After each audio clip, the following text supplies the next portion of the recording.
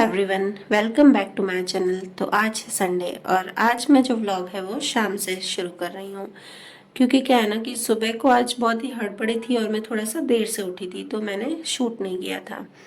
और अभी हम थोड़ी देर में जाएंगे घूमने, तो जल्दी मैं खाना वाना बना के जाऊंगी। और संडे को लगभग मैं ऐसा ही खाना बनाती हूँ ना कि मुझे ज़्यादा कुछ ना बनाना पड़े। तो अभी मैं बना रही हूँ आज भूंगरा पटाटा। ये गुजरात की फेमस डिश है। जो भूंगरे होते हैं ना, फ्राइम्स क्या बोलते हैं आप, मुझे पता नहीं है। और लहसुन वाले आलू, तो बस ये मैं बना के जाऊंगी और आके सिर्फ थोड़ी सी चपातियां ही पकेंगी। तो मैंने बटाका के लिए आलू बॉईल करने रख दिए हैं और दूसरी तरफ में पापा और मेरी चाय रख रही हूँ। वैसे तो पापा शाम को घर पे नहीं रहते हैं, पर आज संडे है ना, तो संडे को पापा और मेरी दोनों की चाय बनती है। हमारे पूरे घर में मेरे और पापा के अलावा कोई भी चाय नहीं पीता है, ना तो मेरे हस्बैंड पीते हैं और ना ही मम्मी जी पीती है। और घर में चाय की दीवानी तो सिर्फ मैं ही हूँ। जब भी जिस पापा की चाय बने या कोई आए, जिसकी भी चाय बनती ना, मैं अपने लिए चाय जरूर बनाती हूँ। तो मैंने चाय रख के और उसके बाद पानी भरने रख दिया है। पानी के लिए मैंने घड़ा धो लिया था, क्योंकि इसमें मैं क्लीन वाटर भरती हूँ। जो हम खाने में यूज़ करते हैं ना, वो वाला पानी भरते हैं इसमें। तो चाय को मैंने यहाँ पर लो फ्लेम पर रख दिया था और आलू को विसल भी लग गई है, क्योंकि भूंगरा बटाटा के लिए हमको छोटे ही आलू चाहिए थे, जो बेबी पोटैटो होते हैं ना, वही। तो बस यहाँ पे मेरे आलू भी बॉयल हो गए, 2 विसल ही सिर्फ लगवानी थी उसमें। तो मैंने आलू को निकाल कर और फिर चाय छान कर पापा जी को भी चाय दे आई और मैंने भी चाय पी ली। मैंने कहा तब तक आलू ठंडे हो जाएंगे ना, तो फटाफट छील लूंगी। फिर चाय पी के तो देखा आलू और भी गर्म है। तो फिर मैंने क्या किया, तब तक दूध में मलाई वलाई जो निकालनी थी ना, वो भी मैंने निकाल दी। वैसे तो ये जो पेपी पोटैटो होते हैं ना, भूंगरा बटाटा में ये पूरे ही डालते हैं, मतलब कि इसको कट नहीं किया जाता है। पर फिर मेरे पति देव जी बोलते नहीं है, फिर अंदर से फीके फीके लगते हैं। हमारे यहाँ पे बाहरी भूंगरा बटाटा बहुत मिलते हैं और इतने टेस्टी होते हैं ना, सच में आप एक बार जरूर बना कर देखिए, बहुत ही अच्छे लगते हैं। और बनाने में भी इतने इजी है ना ये। वैसे तो ये हम ब्रेकफास्ट में खाते हैं, पर मैंने बोला था ना कि हमारे यहाँ संडे को ही ऐसी चीज़ें बनती है, और वो भी लंच या डिनर में। तो ब्रेकफास्ट में तो क्या, थोड़ा थोड़ा ही खाते हैं, तो उनका पेट तो भर जाता है ब्रेकफास्ट में, पर मन नहीं भरता ऐसी चीज़ों से। तो मुझे सब बोलते हैं कि नहीं, जो भी ऐसी चीज़ें बनानी है ना, वो लंच या डिनर में ही बनाना। और जो ये आलू बनाए जाते हैं ना, वो दिखने में एकदम लाल होते हैं, क्योंकि इसमें कश्मीरी मिर्च बहुत सारी डलती है। और तीखे ज़्यादा नहीं होते, मतलब हल्के से स्पाइसी होती है, ज़्यादा नहीं होते। तो मैंने क्या किया ना, सबसे पहले इसको हमें क्या करना है, एक बड़े से बर्तन में ऑयल ले लेना है, और ऑयल भी इसमें थोड़ा ज़्यादा डलेगा। तो ऑयल लेके और उसमें ढेर सारी कश्मीरी मिर्च और थोड़ी सी तीखी मिर्च, जो हम नॉर्मली घर पे यूज़ करते हैं, और नमक, स्वाद अनुसार नमक डाल देंगे। और उसको अच्छे से मिक्स करके, और ये आलू मैंने डाल दिए हैं। और आलूओं को बस एकदम हल्के हल्के हाथों से इस तरह से मिक्स करते जाओ। अगर आप स्पून से भी करो ना, तो हल्के हल्के हाथों से करते जाना है। बस अब इसको मैं अच्छे से मिक्स हो गया ना, तो साइड में रख दूंगी। और इन आलू के ऊपर अलग से तड़का भी लगाया जाता है। तो तड़के के लिए भी यहाँ पर हमको कश्मीरी लाल मिर्च बहुत सारी चाहिए थी। तो मैंने 8-10 कश्मीरी लाल मिर्च को गर्म पानी में भिगो कर रख दिया था थोड़ी देर के लिए। तो अब क्या करना है, इसका जो पानी होगा ना, वो हम फेंक देंगे, वो यूज़ नहीं करेंगे।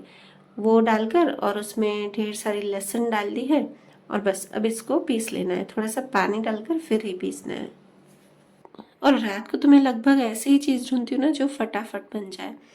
तो इसलिए आज मैंने, अगर मैं संडे को कोई भी डिनर में ऐसी चीज़ बनाती हूँ ना, तो मुझे थोड़ा सा जल्दी काम करना पड़ता है, क्योंकि क्या है कि ऐसी चीज़ में टाइम भी लग जाता है। पर आज की जो ऐसी है ना ये रेसिपी, इसमें बहुत ही कम टाइम लगता है, ये फटाफट से बन जाती है। थोड़ा ज़्यादा टाइम मिल जाएगा घूमने का, क्योंकि क्या है ना, हम जॉइंट फैमिली में रहते हैं ना, तो हमें टाइम से घर पर भी आना होता है। हमें 10 बजे तक तो लगभग आ ही जाना होता है। ऐसे मना नहीं करते मम्मी पापा, पर फिर भी अच्छा नहीं लगता है ना ज़्यादा देर से आना।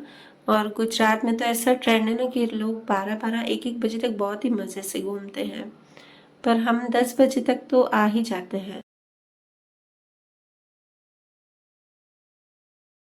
इसकी पेस्ट बन गई थी ना, तो मैंने एक कढ़ाई में ऑयल डाल दिया है और फिर थोड़ी सी हींग डाल दी है, और फिर उस पेस्ट को डाल देना है। तो बस इसे मिक्स करके अच्छे से, और ढककर पकाएंगे। लो फ्लेम पर इसको रख देंगे, क्योंकि क्या है ना, लहसुन इसमें कच्ची नहीं रहनी चाहिए, उसका टेस्ट अच्छा नहीं आएगा।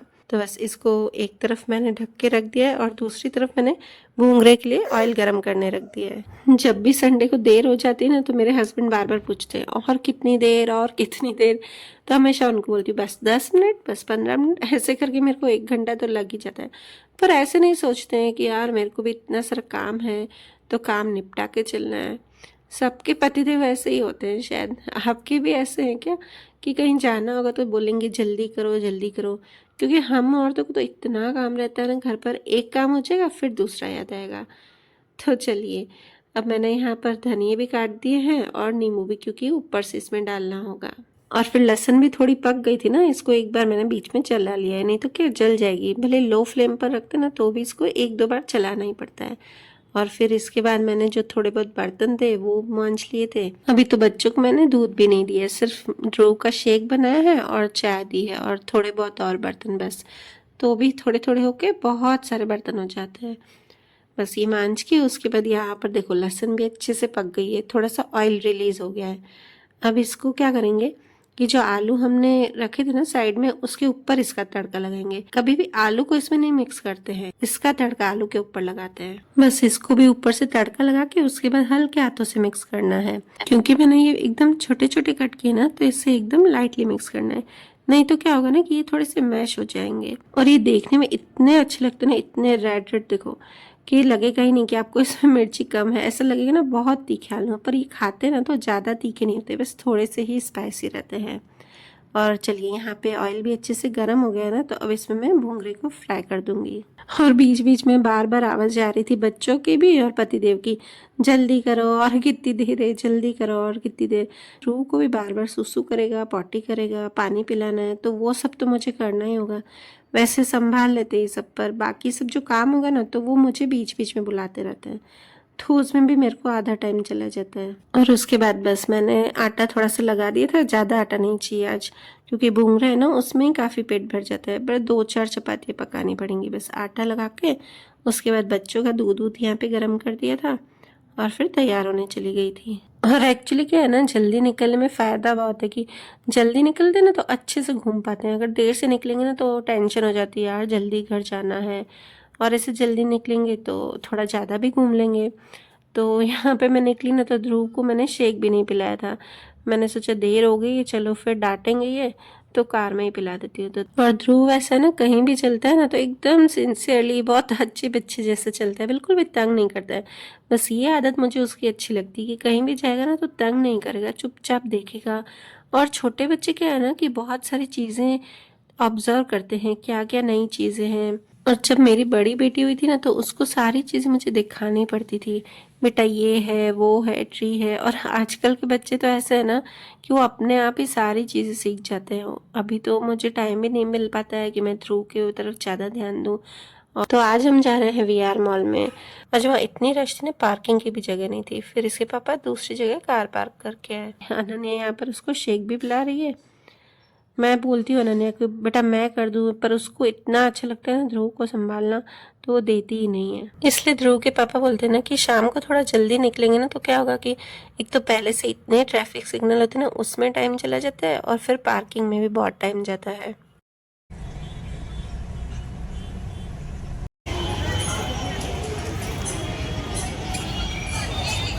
और आज वीआर मॉल में छोटे बच्चों के लिए शो है, मतलब कि एक छोटा सा ड्राइंग कंपटीशन है, और वहाँ पे डोरेमोन और डोरेमोन के जो भी कैरेक्टर्स है ना, वो बन के आएंगे। इतना अच्छा लगा ना वहाँ जाके। और वहाँ गए ना, तो अनन्या को भी मैंने बोला कि बेटा जाओ ना अंदर, तो उसने बोला नहीं मम्मी, तो बहुत छोटे छोटे बच्चे हैं। उसको लगा कि नहीं, थोड़े से बड़े बच्चों का भी होगा, पर उसकी एज के कोई भी नहीं था, उससे सब छोटे ही थे। तो जबकि उसको तो एक्टिविटी करना बहुत ही अच्छा लगता है, और वो ऐसे कोई भी कंपटीशन होते हैं ना, तो उसमें पार्टिसिपेट जरूर लेती है। और वो ज़्यादा इंजॉय इसलिए करती है ना कि वो ध्रुव को सब दिखाती है, वो उसको हाथ में देती नहीं, बोलती नहीं मम्मी मैं उसको दिखाऊंगी। पर ध्रुव है ना, वो ध्यान नहीं दे रहा था, वो पीछे की तरफ ही देख रहा था।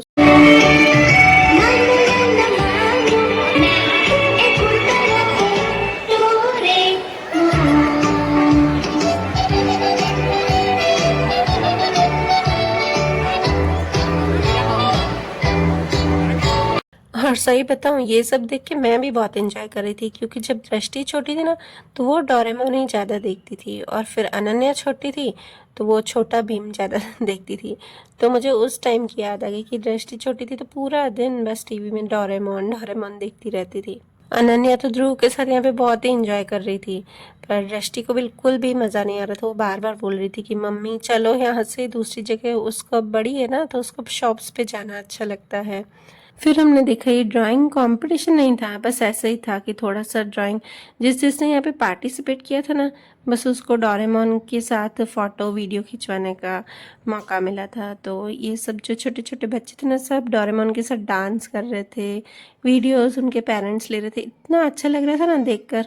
फिर मुझे भी मन हुआ कि ध्रुव का भी वहाँ पे फ़ोटो खिंचवाया, तो मैं वहाँ पे एक लेडी खड़ी थी ना, उनको बोला, और फिर वो ध्रुव को ले गई वहाँ पे और मैंने वीडियो उसकी क्लिक कर दी।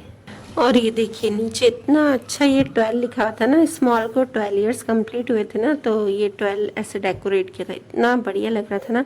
और मैं आपको ऊपर जाके दिखाऊंगी ये। फिर बस हम ऊपर गए, थोड़ी सी शॉप्स देखी। सारी शॉप्स पे अंदर नहीं जाते, जो हमको चीज़ें लेनी होती बस वहीं पर ही, यहाँ जो अच्छी लगती है शॉप्स, यहाँ पर ज़्यादातर लोग विंडो शॉपिंग ही करते हैं। और जो बुक की शॉप है इतनी अच्छी है ना, उसमें सारी बुक्स हैं, बच्चों की बड़ों की, रिलीजियस बुक्स, मतलब बहुत ही अच्छी है ये शॉप। और हिंदी में और इंग्लिश में दोनों लैंग्वेजेस में मिलती है। और फिर छोटे छोटे बच्चों के पेंसिल और पाउचेस, और कुछ पाउचेस तो ऐसे थे ना, मतलब सिर्फ ये एक पाउच लो ना तो 1600 इसका प्राइस। अब पता नहीं क्या ही था इस पाउच में जो 1600 का था। और ये बहुत अच्छा था, यहाँ पे ये प्लैनेट्स का था, मतलब इरेजर है पर प्लैनेट्स के शेप में, और ये थे 2300 के। अब इसमें है क्या जो ये 2300 का है।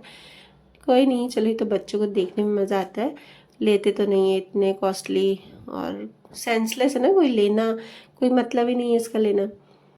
और कॉस्मेटिक की अच्छी अच्छी शॉप है, ब्रांडेड शॉप है, बहुत ही अच्छी है यहाँ पर। Okay, Marcoy, Doraemon, Nobitas, yan po, bye sa to. Yan po eh. Bye-bye. Bye, everyone.